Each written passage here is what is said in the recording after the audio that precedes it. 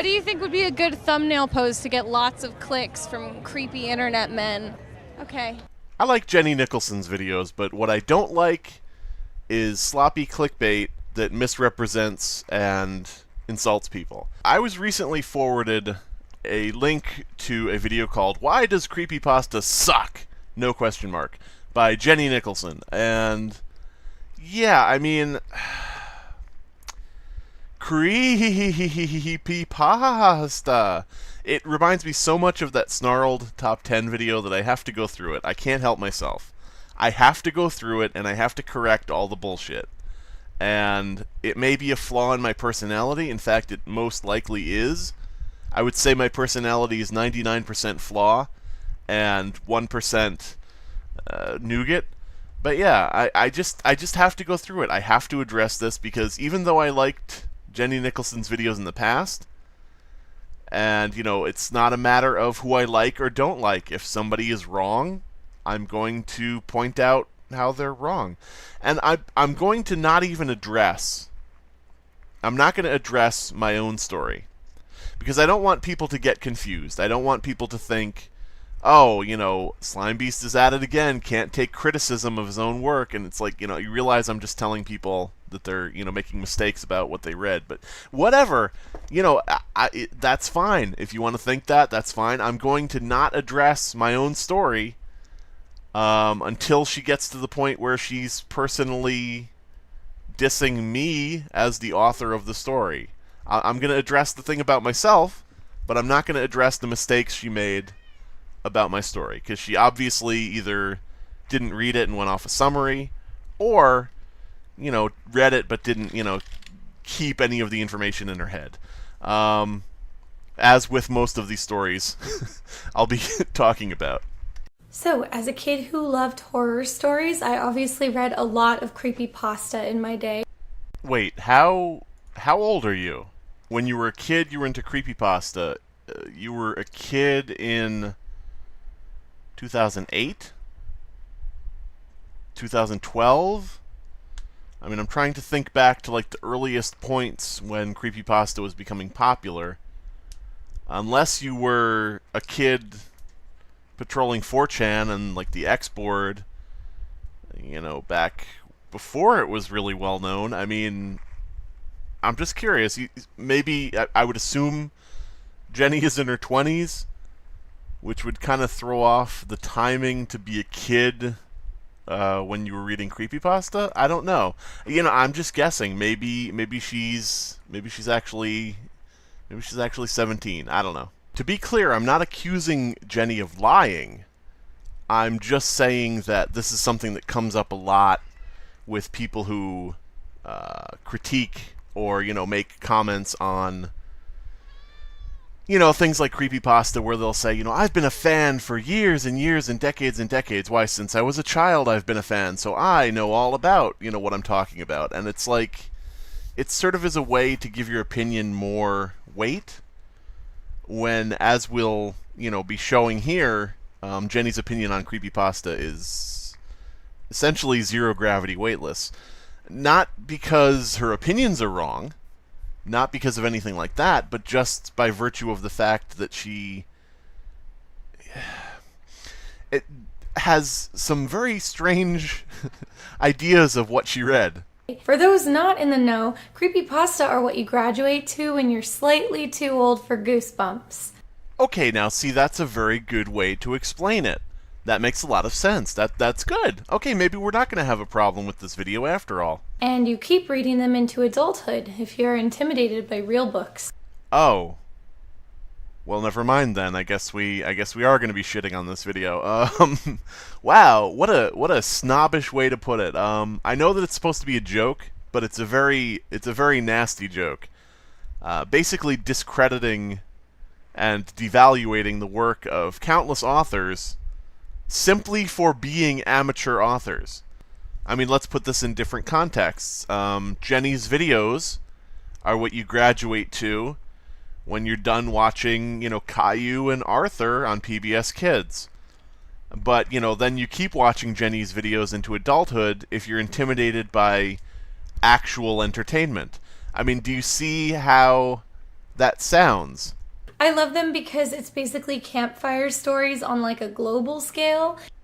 Oh, you love them. You love creepypastas. Really? Because I could have sworn this video was called "Why Does Creepypasta Suck?"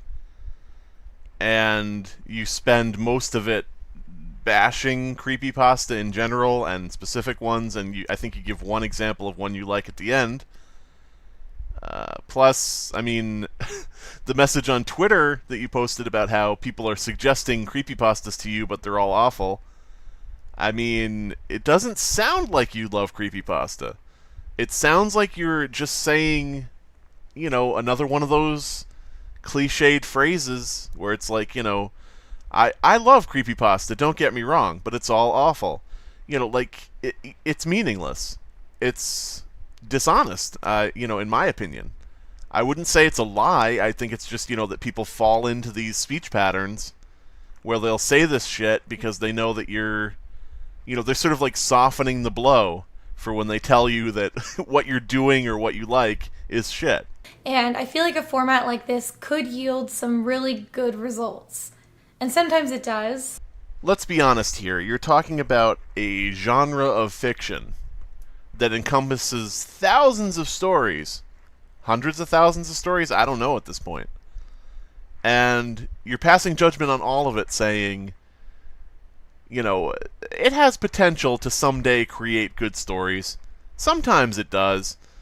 But, you know, maybe someday Creepypasta will get its shit together and make some good material.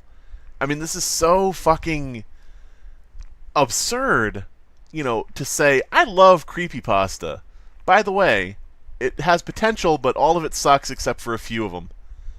Like, if I liked exactly 3 horror movies in the history of horror film, if there were only 3 I liked and I thought the rest were shit, you know, I wouldn't be saying, you know, I love horror movies. And, you know, I think horror as a genre in film has potential. And someday there will be good ones. But, you know, there were these 3 I liked in the past. You know, sometimes it makes good ones. But, you know, it just is weird. It's like a big old contradictory soup of jumbled statements. And I think it just is down to the fact, like with the snarled top 5 list, it's down to the fact, you know, that you want to make a video related to something clickbaity. You know, people will click on a creepypasta video.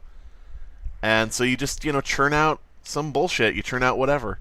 Like with the snarled video, it was clear they didn't know what they were talking about, and they kept making contradictory statements. And in this video, we've already gotten, you know, some contradictory statements. And once she gets talking about the creepypastas, we'll discuss how she doesn't know what she's talking about, with what the stories are about. You know, we'll get to it. I may be overselling it. In the case of stories that don't work, it's usually just the one really big, huge, obvious, fatal flaw that they go too far. I can actually agree with this statement. I can agree with this. There is a problem with going too far in anything. Horror, sci-fi, romance, comedy. Any genre at all of anything, you can go too far. So that is a problem that exists in all creative work. Is that what we're getting at here? Is that every creative genre has the ability to go too far? Because, I mean, that's not really a great selling point for this video. It's just, you know, hey everybody, did you know that all types of creative work can go too far, including creepypasta? But yeah, I agree with that. On the whole, I agree with that. The problem is that I know this will all come down to the fact that some people don't like monsters in their stories. Some people don't like murders in their stories. Some people do. It's, you know, when you're passing judgment, saying, you know, creepypasta sucks, you know, maybe you should take into account the fact that it's your fucking opinion. I mean, I know that Jenny will say in this video that things are her opinion, you know, later on. You know, like right after this. But, you know, this, it beggars belief how, you know, this thing was just made with the idea of, you know, this all sucks because I prefer not to have a monster in my story. The best horror stories, in my opinion, have just enough creepy elements to unnerve you, but leave you wondering if it could actually be true or not. More power to you. That's a great opinion to have. However, the fact that you really love Jaws because it's suspenseful doesn't mean that Night of the Living Dead sucks because zombies are all up in your face. I mean, you take a movie like Alien, tons of suspense, tons of tension, tons of, mystery as to where is the alien, what's it going to do next, and also scenes with the alien in your face. Is Alien a shit movie because the fucking monster shows its face? This seems like a very arbitrary kind of thing. It seems very much like I'm going to discredit every story, written by all of these amateur authors because they had a creature appear in it when I'd rather it be a mystery. It just seems very strange. It seems very strange. I mean, Jenny Nicholson, would you argue that Alien is a bad movie? Because you prefer the suspense, you prefer to not see the creature, right? I mean, that's what we're getting at here. So I don't, yes, stories can go too far. Yes, lots of stories go too far. I agree with that. But to say that, I prefer not to have these things happen, so when they happen it's bad, is a blanket statement that, frankly, is incredibly ignorant. I mean, I'm sorry. Especially because the conceit of creepypasta is that they're usually being told as true stories. Creepypasta as a genre has grown to encompass many forms of storytelling. Not even all of them are first-person narratives. I mean, you could argue that it breaks the purity of what creepypasta started as, what it once was, but that's the key element here. That's the key factor, is that that's what it once was. That is no longer what it is. And, can you imagine how utterly boring creepypasta would be if every fucking story was a first-person narrative, ultra-realistic, very careful to make sure that the suspension of disbelief was never broken, tale of truth and reality, and, just with a little tiny bit of horror that makes you wonder maybe if there was something supernatural going on. Because, yes, that can be a very good story, and usually those are some of the best stories. But can you imagine if every story was like that? Can you imagine if the majority, if the vast bulk of creepypastas were all first-person narrative, hyper-realistic, if you'll forgive the play on words there, made to just fill you with suspense and dread but never reveal anything that was actually going on and leave you guessing? If every single one was the same, then it would be shit. Then creepypasta would suck, just in total. Because it would be reading the same fucking story every time. The problem with this type of critique is that you haven't spent the time thinking over anything you're saying. You haven't thought of, the alternatives. You sit there and say, creepypasta, it's unbelievable. They break suspension of disbelief. The best, the good ones are where you don't really know if something happened. You don't take a split second to think to yourself, well, if everyone was like that, that would kind of suck. And you don't take the split second to sit there and think, maybe creepypasta is a genre that can have a Jaws or an Alien that's a masterpiece of suspense. And maybe it can also have Return of the Living Dead, Dead Alive, all these kind of crazy-ass, off-the-wall stories that you just fucking enjoy. The subreddit for creepypasta is an in-character subreddit. I wouldn't exactly call No Sleep the subreddit for creepypasta. No Sleep is a pretty specific thing. No Sleep, they'll delete stories for not following a very specific set of rules. Sometimes they won't delete it if they like the story. You know, it's hit or miss, but it's not the subreddit for creepypasta. In fact, the creepypasta subreddit, which I would, r/creepypasta, I would argue that probably is the subreddit for creepypasta, and they don't have those stringent rules. It's just fucking no sleep. This is part of that thing where I don't think that you've looked into what you're talking about. A lot of the most famous creepypasta stories and characters come from the Something Awful forums. Ooh, another incorrect statement. Slenderman comes from the Something Awful forums. I would not doubt that other creepypasta characters have come from the Something Awful forums, but your statement of a lot of the most famous ones come from Something Awful is not true in any regard. I mean, let's look at some examples. Jeff the Killer, not from Something Awful. Fucking The Rake, not from Something Awful. Who else we got? We got fucking Candle Cove, not from Something Awful. We've got... I'm trying to think of the biggest names. Smile Dog, not from Something Awful. Sonic.exe, not from Something Awful. Squidward Suicide, not from Something Awful. I would venture to guess, and I haven't looked into this myself, but the difference is, unlike Jenny, I'm not making definitive statements without looking into things.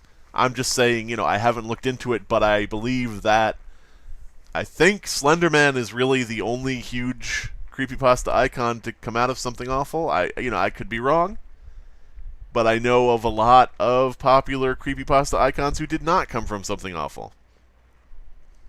And I may be wrong about The Rake, because I think that was on 4chan, but, whatever. Yeah, so let's say that Slenderman, and let's say The Rake, and let's say Jeff the Killer, and Squidward Suicide, and Dead Bart, and whatever, came from Something Awful. Let's say that those all came from Something Awful. Let's say that, 5 really popular creepypasta icons came from Something Awful. Let's just put a number there. That still wouldn't be... that still wouldn't be a lot of creepypasta icons. A lot of the most popular ones came from Something Awful. Your statement would still be wrong, even if I afforded you that.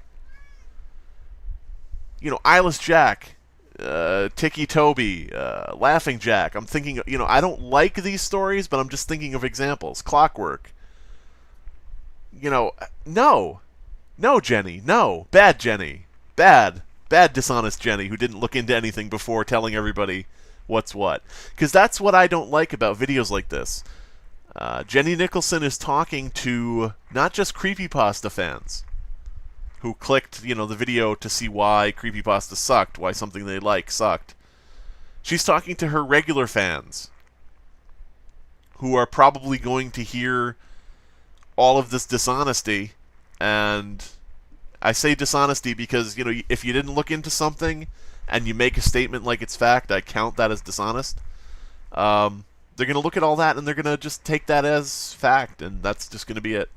And I don't like when that happens. I don't like when people do that. Fortunately, but unfortunately, the best stories started getting really known by word of mouth, so they would get reposted when the threads came back and started getting kind of their own level of fame. So all these amateur writers started to see it as their shot at fame. So your thought is that people who... all these amateur authors after fame, how dare they? Okay, so I have a question. What amateur author is not looking for fame? I mean, if you classify fame as being a known author, like someone who's written something that's popular or known or, liked or whatever, aren't all amateur authors looking for fame? Aren't all regular authors looking for fame who aren't amateurs? I mean, unless you're posting it completely anonymously, which, would then, there are a lot of anonymous creepypastas, which disproves the idea that everybody's looking for fame, but, we'll put that aside. We'll put that in a shoebox and we won't talk about it. What is the point of this statement? It seems like something just made to undermine or perhaps demonize a little bit, the people who are writing these stories. There's all these amateur authors who are after fame. I mean, that's how it reads to me. Maybe I'm wrong. Maybe other people don't see it the way I do, but I see that as a very kind of snotty statement. I don't know. I mean, look at YouTube. YouTube is more popular than ever. It's a household name that everybody uses, and now that it's so extremely popular, all these amateur vloggers see it as their chance for fame. Like you, Jenny. I mean, doesn't that describe you? Someone who was, I guess, maybe not now, but was an amateur vlogger who wanted to get their videos seen by people, which equals, fame, basically. I mean, do you see how that's kind of an unfair way to paint it? To say that, these writers who wanted their stories to be seen and read and liked and appreciated, they saw this as their chance at fame. Like they're a bunch of leeches. I mean, it just, it makes me kind of ill when people act this way toward creators. It makes me physically ill. So everyone started trying to up the ante on their stories so that they could have the memorable one. This basically was like an arms race of shock horror or creepy gore. I don't actually know about that. I mean, I'm not going to make too much of a point here because I don't have too much to say against this, but it just sounds like bullshit to me. The idea that, after something awful's, creepypasta stuff got famous or got, fucking popular, that then there was an arms race to make more gore and more I don't see that. I see very gory and disturbing stories, or stories that are trying to be disturbing, like Cupcakes, again, like I mentioned, Clockwork, things like that. But I don't see that so much as like an arms race to try to outdo everybody. I see that as just edgy teens being edgy teens. Or maybe even tweens. That would be an interesting point to make, would be to look into, how old the authors are, and decide if that's like a factor in how edgy their stories are, and how much, they just throw gore at the reader. Like, this is scary, right? But instead, you just go with this idea of, all these creepypasta authors in this arms race to see who could one-up everybody else and be the most absurd, which characterizes all these authors as fucking dimwits. These fucking idiots who are just like, I'll show him, I'll make my story 2 times as gory. Which rhymes, and I don't know why, I didn't mean to do that. Everybody wanted to have the new Slender Man, or Wire Man, or Goat Man. Hey, don't talk shit about Wireman. I created that motherfucker when I was a kid in the 80s. Don't think about how old that makes me now, but yeah. Everybody stopped caring about suspension of disbelief, and their stories just became kind of ridiculous and not scary. Keep in mind that she's talking about the Something Awful forums back when Slenderman was created. Slenderman, a very tall, faceless, pale white man in a business suit who stands nearby as children play and watches them and sometimes drags them away, and maybe he has tentacles. But yeah, she's talking about a time period where Slenderman was like the most popular thing in this forum, and so on and so forth. And she's saying that later on after that, things got silly and they stopped caring about suspension of disbelief. So Jenny, you believe that a tall, pale man with no face in a business suit stands outside playgrounds and oogles children? Because, I mean, that's essentially what you're saying, is that that was believable, but then later on, people started ditching suspension of disbelief.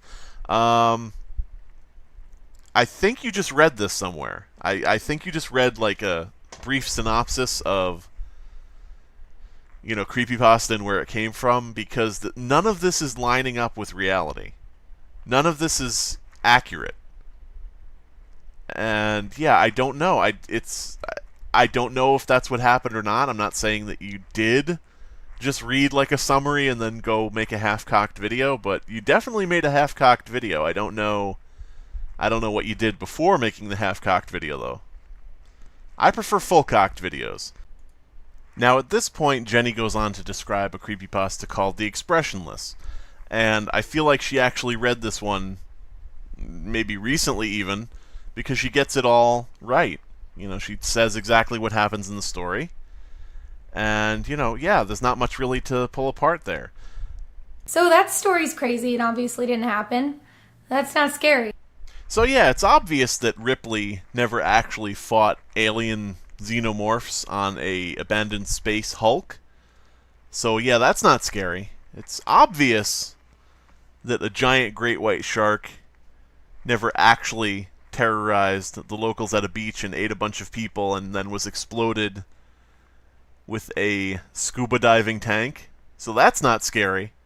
Well, it's obvious that a super intelligent AI never took over the world and kept a small group of people alive and then turned one into a blob with no mouth who then had to scream. So that's not scary. All this video is more of like the snarled top 10 bullshit where, you know, somebody's positioning themselves as an expert and telling everybody what is or isn't right and isn't scary. And, you know, everybody will just, you know, buy that. You know, there's going to be people who disagree, but they're going to be in a minority. And then there's going to be the vast majority of people who have never probably read a creepypasta or only have heard of them in passing or have read maybe one or two, you know, really popular ones. And they're just going to listen to Jenny and they're going to be like, yeah, that's right. That's true. That's all true. It would be scary if you were there and it was happening, but when you're not there, you don't believe that it's happening. Maybe you need a better imagination? Candle Cove. I think this story is actually one of the better creepypasta out there. Since Jenny has decided not to disclose her friendship with Max Landis, owner of the Candle Cove story and producer of the Candle Cove sci-fi television series, I will do that for her now. I think I just did. It's definitely in the top 10. Just because the premise is pretty original and it's written in like a unique format where it's supposed to look like a message board. Alright, cool. So we got the description from the book jacket. We got the summary that you would find on any given website. So let's get into why it sucks. Let's get into the details. It's a bunch of people reminiscing about this old public access show starring a bunch of creepy low-rent puppets. Okay, more generic summary that you would find in a description of the story. None of the puppets' names, none of the names of the people talking about it, not the name of the Net Nostalgia forum that they're talking on. Instead, just generic details that you would find probably like in an article about it or a show description or something. But okay, I'm gonna keep my faith here. Let's get to those details. Let's get to those things that make it suck. It had cute characters and cheesy slogans. Cheesy slogans? What? Like, I'll grind your skin, or you have to go inside? And that's really all I can think of that are phrases that are said on the show. What cheesy what? It had cheesy slogans. What cheesy slogans? I can't even right now. I literally can't even. Fidget spinners. Millennial talk. I don't know. What? It had cheesy slogans. Maybe that's just like a brain fart on Jenny's part. I'll just give the benefit of the doubt and just say that it's not that she didn't read the story, but rather she just said a random thing for no reason and left it in. You know, it could happen. I say random shit all the time. Spungo. And then suddenly one really weird episode that like traumatized everybody who saw it. The twist ending is that the main character's mom reveals that whenever he was watching the show, he was just looking at static the whole time and she thought he just made it up. Okay, cool. More generic description of the story. But you're really trying my patience here, kid. Where are the details gonna be? Where are you gonna tell us something about it that shows you have more than just a glancing knowledge of what the story is generally about? This one almost gets it right. It's so close. But one of the characters from the puppet show is a creepy skeleton with a top hat and a cape that's made of patchwork pieces of skin. He's literally named the Skin Taker. It just totally ruins the suspension of disbelief. Holy shit, you guys. Jenny Nicholson's problem with Candle Cove is the exact same problem the Sci-Fi Channel and Max Landis had with Candle Cove. That the Skin Taker was too scary for a children's show. And unbelievable. Her single issue with this story in her video, Why Does Creepypasta Suck? Her single issue with this fucking story is the exact same issue her friend Max Landis had with the sci-fi series based on Candle Cove. What are the fucking odds? What are the odds of that? That's a big coincidence. That is a tremendous coincidence. Wow. Universe is a funny place with coincidences like that. It's totally not just that she knew they changed that for the show and so that was what she cited. No, she actually read the story, and while she was reading it as a child, she noted that it was totally unbelievable for a gruesome character to be in a children's show. The thing the characters were describing sounds like it could be a real show until they mention the Skin Taker. You have to believe it could be a real show for it to be scary, and a kid's show character would just never be named that. This is a dumb argument that is posed time and again about the changing of Skin Taker to Jawbone in the sci-fi series and, ramping down his patchwork cloak of skins and all that shit.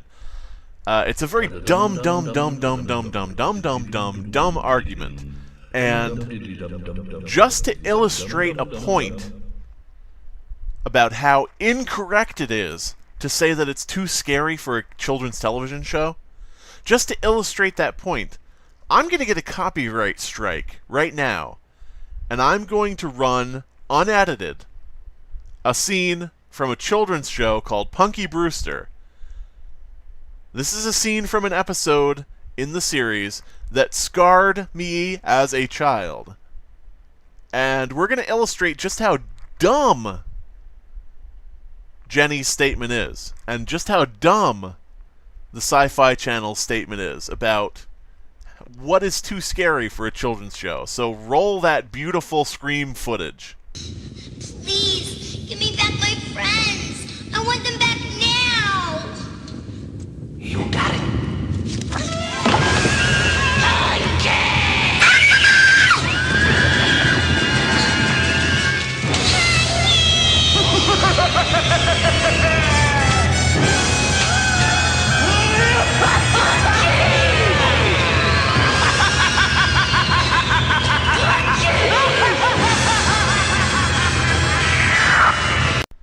Kid, you think a patchwork cloak is too scary for children? That was a skeleton with a child's head on it.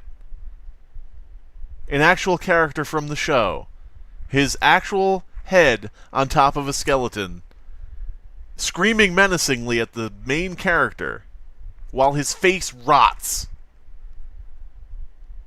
And you're going to pull this shit about, it was too scary, it breaks suspension of disbelief. You have no idea what you're talking about.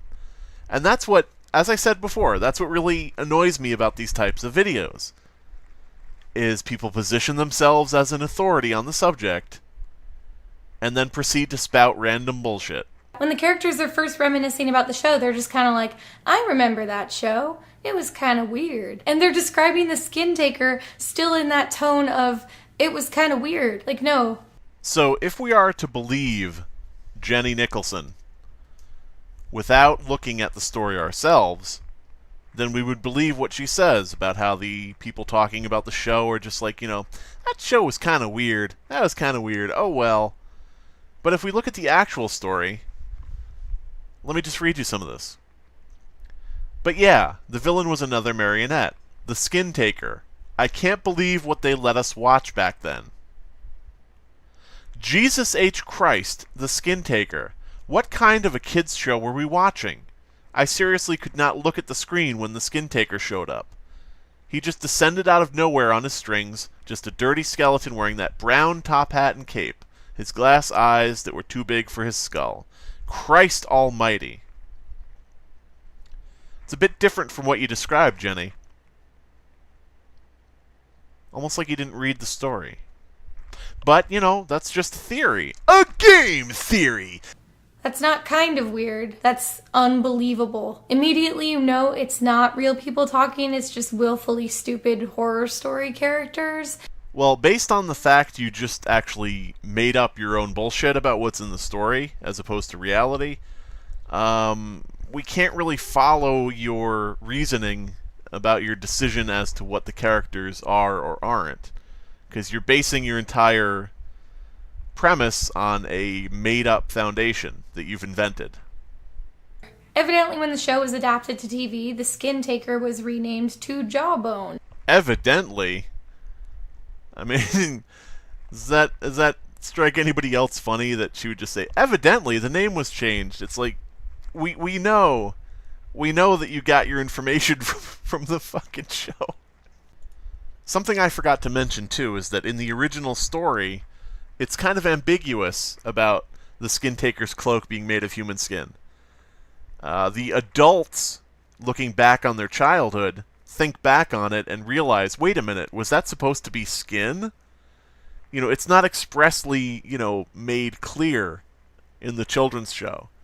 So, this idea that, a patchwork skin cloak and everything would be too gruesome for a children's show is bullshit as well, because it's clearly ambiguous if the adults are looking back on it and thinking, gosh, was that supposed to be skin? I never realized. I heard that happened because some angry fans were like, why did they change it? That's why. It's because it's a better name. There's nothing like blaming the fans. That works out so well. That works out so well for so many adaptations. Just, the fans have a problem with it. Fuck you, you don't know what's good. That's always the best option. By the way, they actually put the Skin Taker name back into the television series at the end when they said he has another name. It's the Skin Taker too. So much for that, I guess. Abandoned by Disney. And here's where I'm going to skip. I'm going to recuse myself from critiquing her critique of Abandoned by Disney.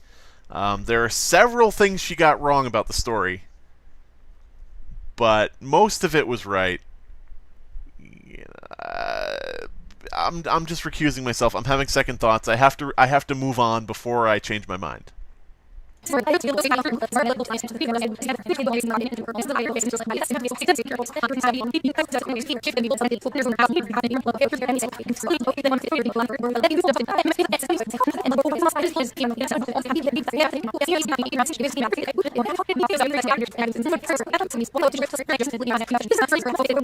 now we're going to get to the part where it's less about the story and more about myself, the author of the story. You may notice that the previous titles on this list, there was no mention of the author being a dumb shithead. But suddenly this is going to be about the author being a dumb shithead, now that it's abandoned by Disney. So let's jump right into this.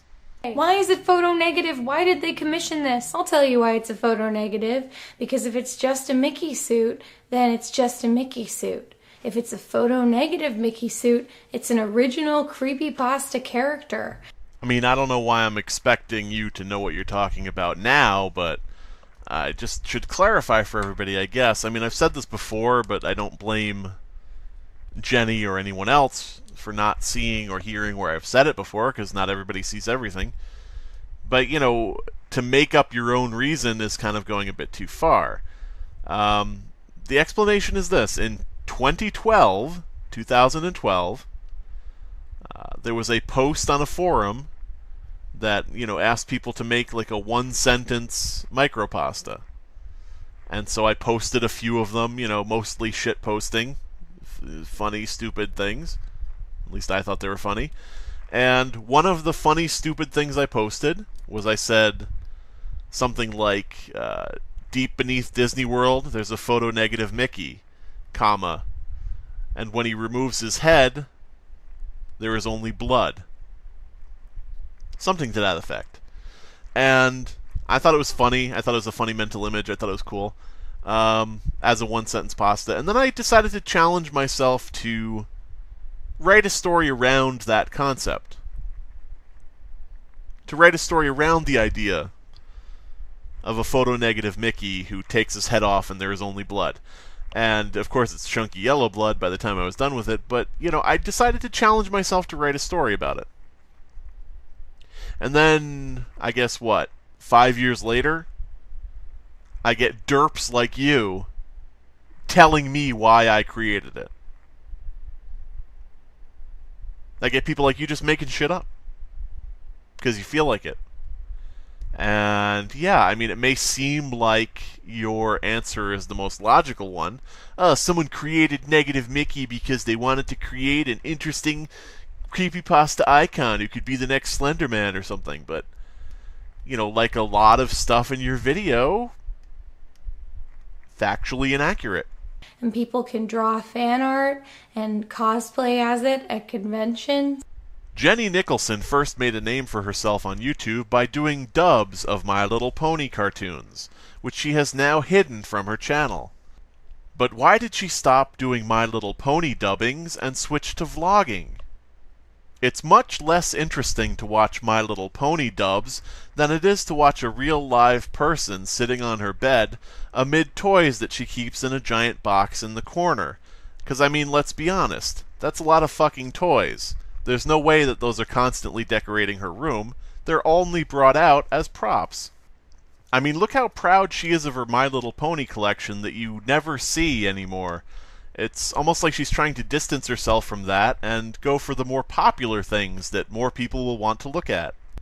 Plus, how do we reconcile the fact that Jenny Nicholson peaked in terms of popularity in August of 2016, which does not correlate to any video uploads or any results on Google that I can find? Obviously, it must be that she paid for traffic. So yeah, there's an example of just how nasty it is to presume that someone is in it for the wrong reasons. I took away all of Jenny's agency. I took away the fact that she just may like vlogging. I undermined the fact that she actually cares about the subject she's talking about. I basically took away everything good about what she's doing, which is what you do when you talk about a creepypasta author and say, obviously they just wrote this so they could be the next big icon. They're just out for fame. Shit like that. I hope it's really obvious just how shitty it is to do that to people. The writer obviously wanted this thing to join the pantheon of famous creepypasta monsters and live in that mansion that Slender Man and Jeff the Killer take you to if you stab your friend. Oh, you bitch. Okay. This is where I draw the line completely, is you are just... And, this is for any author. This is for any author, any creepypasta author. This isn't just me. Where the fuck do you get off talking about somebody you don't know, you haven't met, and obviously haven't researched at all, and saying that they expect to go live with Slender Man and Jeff in a mansion as if the story is real? Yeah, it's a joke. Yeah, it's a joke. But it's a joke saying that creepypasta authors are so fucking infantile and immature that they expect to go live with a fictional character. It's dismissive. It's bitchy. It's undermining. It's just disgusting. You should be ashamed of yourself, Jenny. You dub, or you used to dub, My Little Pony cartoons. And I'm not saying that's a bad thing. I'm just building toward an example here. Did you do that because you expected to be whisked away to Equestria on a fucking rainbow? You must, because you created these dubs to get attention in the fan community and for fame and for, people to lavish you with praise. And you expected to go to Equestria on a fucking rainbow. I mean, that's exactly what you're doing. That's exactly how Jenny is misrepresenting not just me. Unfortunately, he was willing to ruin his story to do it. Kid, you don't even know. I'm willing to ruin my Friday night just to tell you you're fucking stupid. I'll ruin anything at the drop of a hat if I feel like it, apparently. The Russian Sleep Experiment. This is probably the second worst creepypasta I've ever read. The funny thing is I could believe that she's only read 2. And the worst one's Jeff the Killer. Yes, Miss Nicholson, I have my hand raised. I have a question at the back of the room here. If the worst creepypasta you've ever read is Jeff the Killer, why is it that your video about crappy creepypastas doesn't even fucking address Jeff the Killer? You make a video titled, Why Creepypasta Sucks, or Why Does Creepypasta Suck? And in the video, you offhandedly comment that Jeff the Killer is the worst one you've ever read. But you don't fucking say jack shit in the video about why Jeff the Killer is bad. That's like one of the most popular fucking creepypastas ever written. You would think that would be kind of important to address, but instead you address Expressionless. You address Candle Cove, which we've established the connection there. You address Abandoned by Disney, and now you're moving on to Russian Sleep Experiment, the second worst you've read, but you're not going to touch the worst you've read. It's kind of odd. It's almost like saying, and now, ladies and gentlemen, in my video saying why creepypasta sucks, here is the 5th worst creepypasta I've ever read and why it sucks. Like, go for number 1. Go for number 1. Dream big. The premise of the Russian Sleep Experiment is that Russians had an experiment.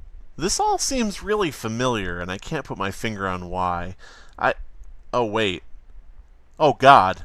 Oh, no! The Russian sleep experiment was an experiment wherein Russians... The premise of the Russian Sleep Experiment is that Russians had an experiment. Now, like the snarled top 5 video, Jenny doesn't get much wrong about the Russian sleep experiment story, but there is this little tidbit. There are enough pieces here that could be creepy if you ignore that in real life a guy has stayed awake for 11 days and nothing bad happened and he didn't go crazy. Maybe that's something you should Google before you write the story. Gosh, I wonder if there were any other factors, like perhaps some kind of gas being pumped into the chamber. From there, the guy's overly gratuitous descriptions of all the crazy stuff that happened are so absurd and over the top that I can't imagine why anyone would even find them scary. Call me a killjoy, but I think that because this is not to my taste, no one else should be able to enjoy it. Objectively, the silliest point comes at the very end of the story. You might want to avoid giving your opinion and starting your opinion with the word objectively. Just a thought, just a little tidbit to mull over. I don't know. And one of the test subjects straight up delivers like a dramatic monologue about the duality of man. We are you. We are the madness that lurks within you all, begging to be free at every moment in your deepest animal mind. We are what you hide from in your beds every night. We are what you sedate into silence and paralysis when you go to the nocturnal haven where we cannot tread. Now, admittedly, it is a matter of taste as to whether or not you like your monsters or your creatures or your insane people delivering monologues, but, I mean, it's kind of disingenuous to read it in a comedic manner and then say it's bad. Now, I may be guilty of this in some regards. Something will actually tickle me and, make me laugh in the moment, but that's a bit different. When you're reading something in the moment and you're surprised by something that strikes you funny, that's a bit different than going and making a video and purposefully planning to read something out in a funny way. Because that's not the first time Jenny read that line. She had it queued up on her laptop, ready to read for everybody. And, I mean, if you think I'm bullshitting about it, here's a monologue delivered by Anthony Hopkins in Silence of the Lambs as Hannibal Lecter. And I guess you could tell me if this is bad writing. So I'm going to deliver this in the way that, like Jenny would, okay? You know what you look like to me with your good bag and your cheap shoes? You look like a rube. A well-scrubbed, hustling rube with a little taste. Good nutrition has given you some length of bone, but you're not more than one generation from poor white trash. Are you, Officer Starling? That accent you're trying so desperately to shred? Pure West Virginia! What was your father, dear? Was he a coal miner? Did he stink of the lamp? Oh, and how quickly the boys found you. All those tedious, sticky fumblings in the back seats of cars, while you could only dream of getting out, getting anywhere. Getting all the way to the FBI. I mean, yeah, you can read stuff. You can read stuff in a funny way, if you plan to. It's kind of not hard, Jenny. You could do that with any monologue in anything ever. Now, if you had read it straight, if you had just read it out, you could let people judge for themselves whether they like it or not. But that's not your intent. Your intent is to tell people, what to think. Your intent is to tell people, this is bad. I have decided this is bad. I am the objective voice of what is good or bad, and here is why. And yeah, it's just silly. I think it's silly. It's bad writing, but it's a pretty good pickup line. Should I point out the irony of talking about bad writing and then delivering that joke, or would that be that would be too mean, wouldn't it? I'm not going to do that then. So that list doesn't mean that there are no good creepypasta. There are also plenty of good ones. I'm drawing a blank right now. What newspapers and magazines did you regularly read before you were tapped for this to stay informed and to understand the world? I've read most of them, again, with a great appreciation for the press, for the media. But like what ones specifically? I'm curious that you... all of them, any of them that have been in front of me over all these years. I have a vast variety of sources. Now we move on to Ted the Caver, aka Ted's Caving Page. And yeah, I mean, this one's, again, pretty uneventful because, of course, Jenny likes the story. So any faults with it are non-existent. Literally, I don't think there's a single thing mentioned. But yeah, not much to talk about here. If somebody wrote that story this year, it would probably end with like a pale, long-armed thing crawls out of the cave over the ledge, and it's wearing like a novelty Donald Duck hat, because that's ironic if it's a thing for kids. Yeah, don't you hate when things are ironic because they're supposedly for kids but aren't? Kind of like that Pee Wee Herman doll prominently displayed on your bed. But really what I like here is the implication that nobody today would be capable of writing Ted's Caving Page. Why, that's a bygone time. Why, creepypasta these days sucks. Jenny likes that creepypasta from 2001. She liked it before it was cool, guys. She's been a member of the creepypasta community since the beginning. This story was simple and effective, and it felt real. It didn't have anything flashy. It was like the Blair Witch Project of creepypasta. The more I progress with this project here, I guess you would call it, the more I'm just sad. Because you've got someone here saying, these stories are good because they don't have anything flashy. They don't have anything exciting. They don't have anything over the top. They don't take risks. They don't do anything dangerous. They're just run-of-the-mill. They're very calm. They're very believable. They're very realistic. They don't have anything garish or flashing. There's no spectacle. I like this really boring shit. That's how it sounds. Now, I'm not saying that, you know, Ted the Caver is actually boring shit. It just is like how it sounds coming out of this person.